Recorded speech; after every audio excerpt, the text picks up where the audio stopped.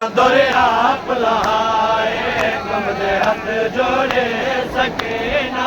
दे दिया दुरिया पलाए कमदे हाथ जोड़े सकीना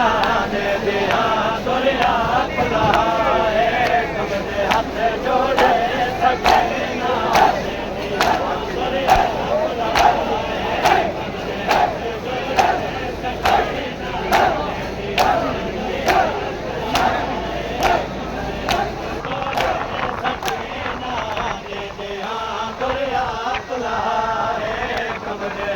जोड़े सकीना दे दिया दुरिया पलाए कमदे हाथ जोड़े सकीना दे दिया दुरिया पलाए सैयद दादी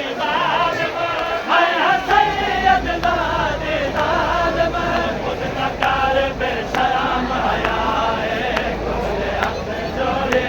सकीना दे दिया दुरिया जुलूस गुलगश इमाम बारका में पहुँचने से इख्तिताम पजीर हो चुका है और इस वक्त गुलगश इंतज़ामिया की जानिब से लंगर इमाम हुसैन साहब का एहतमाम किया गया है। जो अज़ादार इमाम हुसैन को लंगर दे रहे हैं और वो लंगर खा रहे हैं।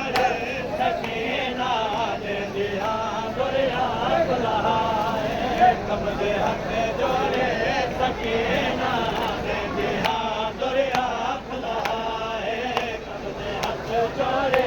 सकीना